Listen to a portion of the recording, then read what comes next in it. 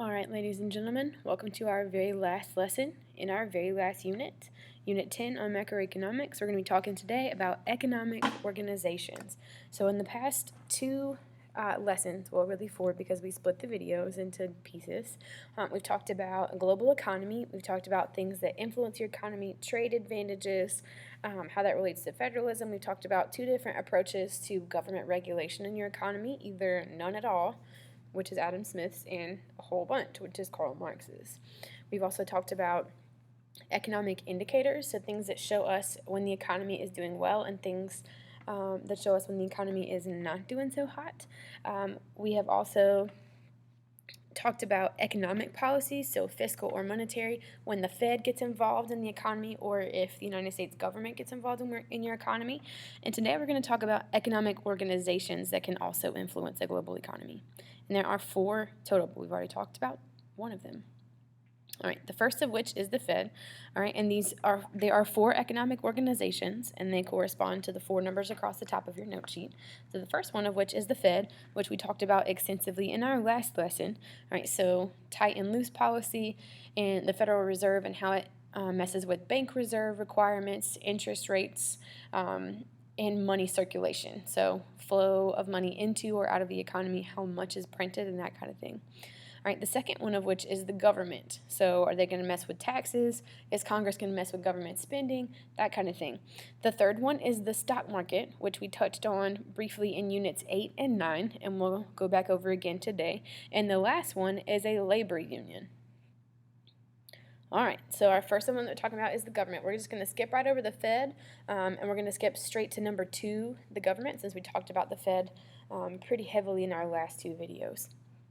So the government, their overall goal when they create a budget, aka Congress and the President, when they have to work together to do so, their goal is to create a balanced budget. Now, granted, this has never happened in the entirety of the history of the United States. We have never balanced the budget where revenue is equal to or greater than expenditures.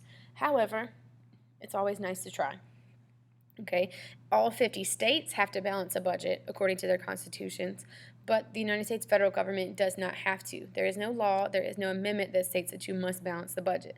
All right, and we know from Unit 8 that our two sides of the budget are revenue, so the money flowing in, the money that you make, and expenditures, the money flowing out, money that you spend. All right, so speaking of revenue, there are three different types of revenue that we can have. The vast majority of all revenue, pretty much all of it, comes from taxes, okay? So either your personal income tax or taxes on businesses or corporations. We'll talk about that in just a second. But our three types of taxes, we got progressive, proportional, and regressive. And we touched on this in Unit 8. We're going to do it again since we're talking about the government and how they influence the economy. All right, a progressive tax, all you have to write, listen to my words, all you have to write as percent, arrow up, taxes, arrow up. All right, so there's what's called a graduated rate, so the percent that your tax increases when the amount that you have earned increases. So if I make $30,000 a year, I'm going to pay less in taxes than someone who makes $100,000 a year. So the more that you make, the more you pay in taxes. That's all it really means. So an example of this would be income tax.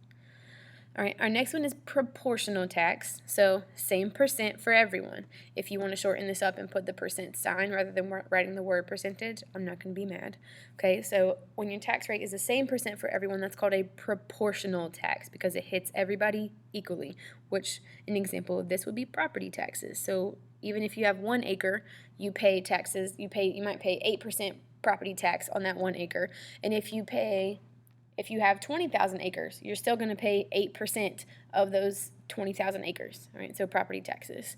The third and the final of our taxes for income is a regressive tax. This is a flat amount, and it falls most heavily on the poor. All right, so a regressive tax. An example of this would be sales tax. So when you go to the corner store and you get yourself an Arizona iced tea and it says 99 cents on the can, you're like, woohoo, 99 cents. But it's going to be $1.06 at the register because you have to pay 6.75, aka 7% sales tax on every item that you buy. All right, there used to be a tax-free weekend in North Carolina. It happened usually right before school started, so there'd be all kinds of parents in Walmart throwing some elbows over who's going to get this binder because it was tax-free, which doesn't sound like a lot, but when you're at the grocery store and you have to pay 7% of your purchase in taxes, it's going to hurt someone who is poor more than it hurts someone who is not poor. All right, 7% is not a big deal to me. 7% might be a big deal for someone who is on food stamps and can barely afford the groceries that they're already buying. All right, so that's revenue. All right, most of it comes from individual income taxes. All right, so gosh, go away, little thing. There we go. All right, so 47% of all of the revenue, all of the spending money that comes in, is from people's individual income taxes. After that, it's from payroll. So payroll is Social Security and Medicare. All right, everybody pays that regardless of whether they use it or not. Then we got corporate income taxes, so business income tax. Miscellaneous, so just random things. Excise taxes, so taxes on luxury goods. And then customs duties. So when you bring stuff in from other countries, you got to pay taxes on it when you bring it in.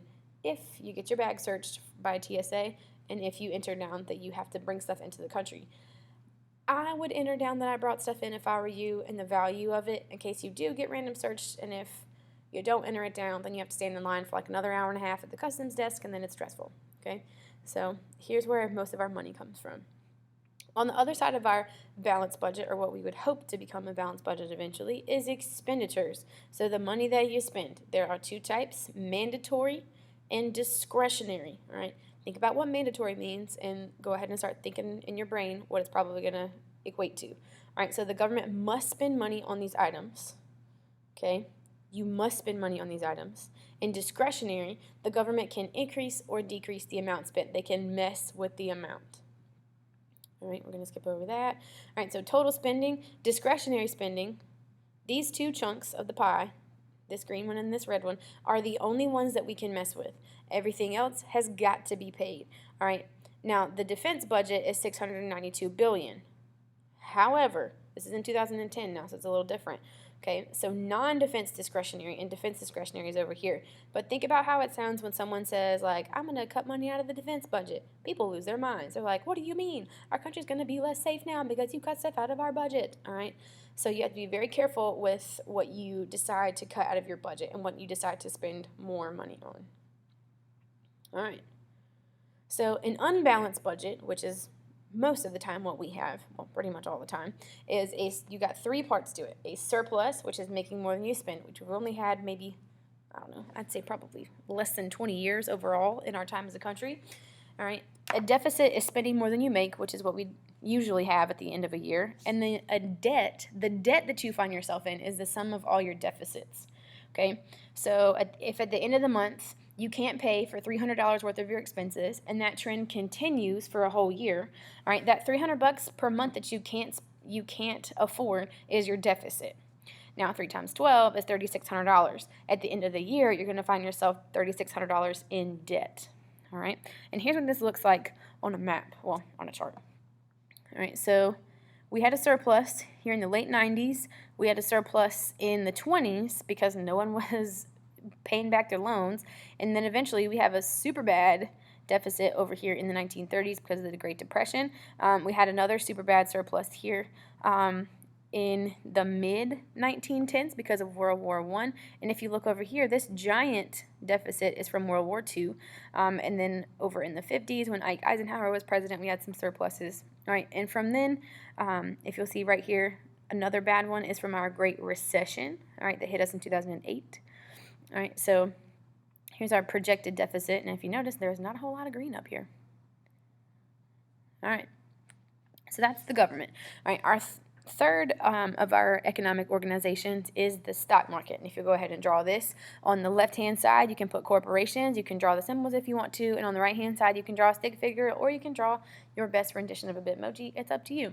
All right, so in the middle, we have stock exchanges. You can't just buy stock, just like go online and purchase one piece of stock on Amazon's website. That's not how it works. You have to go through a stock exchange so people can monitor and accurately track how much of a company you have and how much it is worth at any point in time.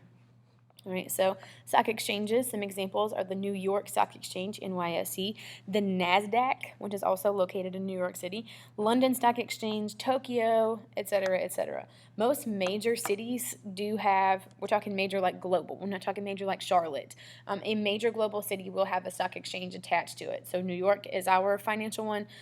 Typically, there's 1 to 2 in every country. There's a Moscow Stock Exchange, that kind of thing. All right, so a side note, I think this goes on the right-hand side of your paper. It's on an opposite place of where it happens here. Attention teachers, junior marshals should be on their way back. If they haven't arrived in class by now, they should shortly. Thank you. All right, so a side note, the New York Stock Exchange and the NASDAQ are both located in New York City's financial district called Wall Street. And some indicators. How do we know how the stock market is doing? Since it did crash at one time and did not do so hot in 2008, the Dow and the S&P 500 are our two indicators. They're almost like thermometers. All right, there are symptoms if there is an illness inside of the stock market.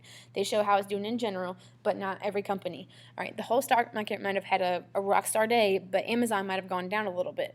Okay, the Dow and the S&P are not concerned with one particular company, but the overall health of the stock market.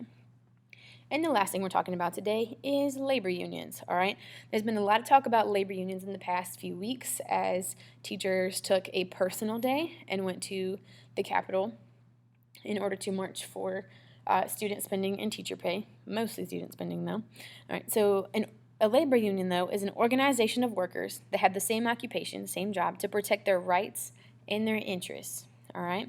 So here's kind of how it looks historically speaking. This is a clothing workers union. Please notice how it's mostly ladies. And then here's the largest union in the United States, the American Federation